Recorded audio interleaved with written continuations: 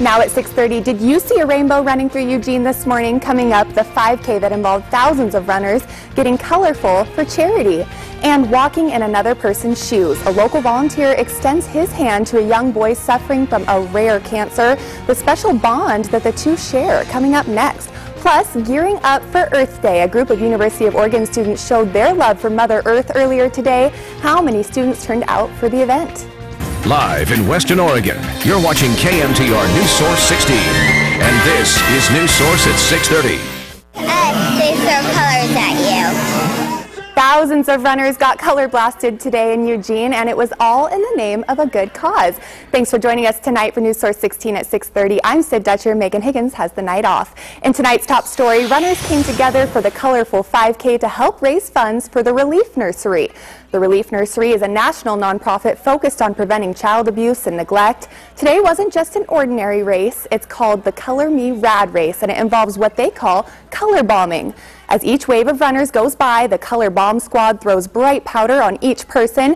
The race kicked off early this morning, and thousands of participants came together for the event. Some came to exercise, but others came for the artwork. Because of all the colors. If you participated, the Color Me Rad gang suggests that you blow dry as much of the powder out of your hair before you wash it. The Color Me Rad run travels all over the country, raising thousands each year for local charities. And a head-on crash early this morning in west of Eugene sent two people to the hospital with serious injuries. Police say it happened at approximately 4 a.m. They say 26-year-old Sarah Long of Roseburg was driving a Chevrolet Cavalier eastbound near milepost 51 on Highway 126 West. When she crossed the center line, crashed head-on into 43-year-old David Brookbank of Springfield. Brookbank was driving a Dodge Caravan.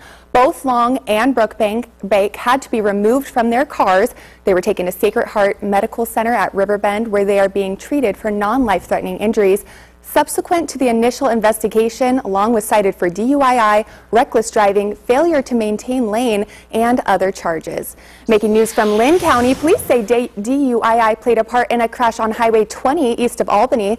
Police say at approximately 7 o'clock last night, 41-year-old Lisa Otterson was attempting to turn eastbound onto Highway 20 at the Knox Butte Road intersection.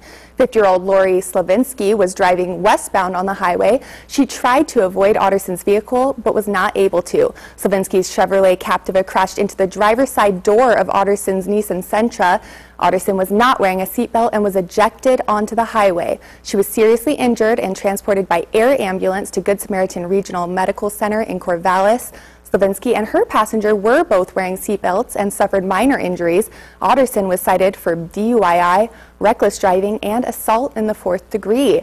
And now Thomas Jordan is in the studio for a look at our first alert weather forecast. So Thomas, how is it looking out there?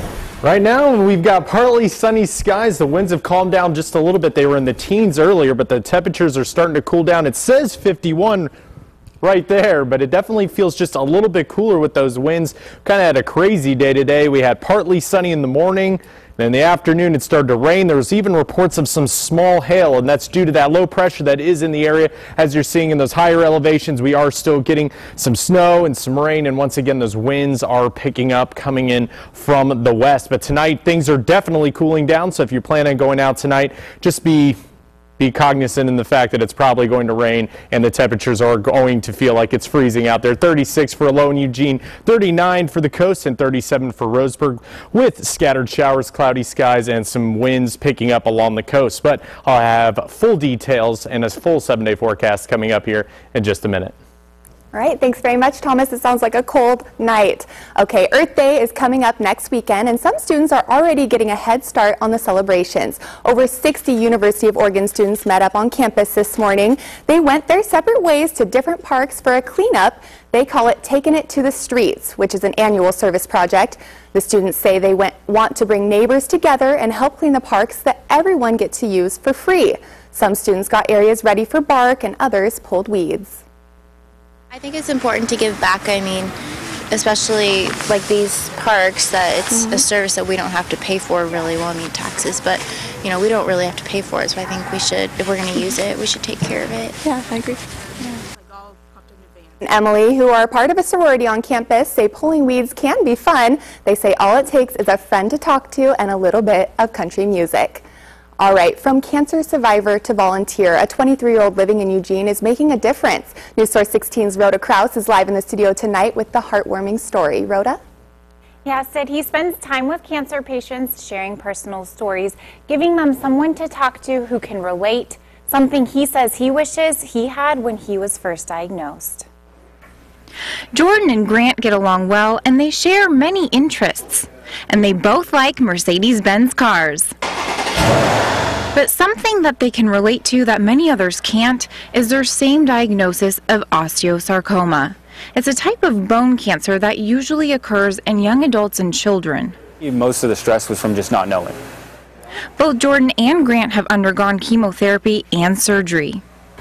I mean, it wasn't easy, but it was easy with all the nice nurses and doctors up there. Jordan and Grant met last year when Grant was first diagnosed with cancer. It's really nice because, you know, there's someone else who has gone through the same thing as you have, and you're not just alone. Grant, who's 12, starts chemo again on Monday. After his 12-plus surgeries, his cancer is back and it's on his lungs.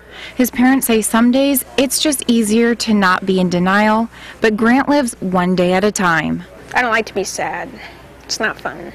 Because if you're sad all the time, you get depressed, and that's not something you want to go through.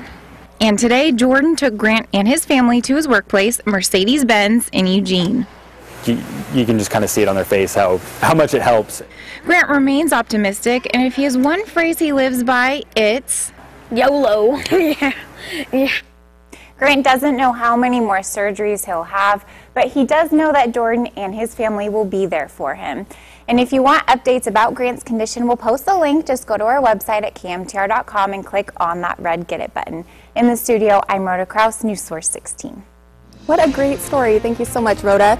All right, going overseas to talk about options. Coming up next on News Source 16, Secretary of State John Kerry continues his tour of Asia, talking with leaders in China about rising tensions with North Korea. What Kerry has to say about the confrontational language being used and his goals for moving forward. Plus, most people have used Craigslist before, but sometimes it can be nerve-wracking, meeting strangers in unknown locations to exchange goods. What police in the Midwest are encouraging Craigslisters to do to make sure they stay safe. And if you see breaking news, please let us know. We want to know about it. Call us at 541-393-KMTR.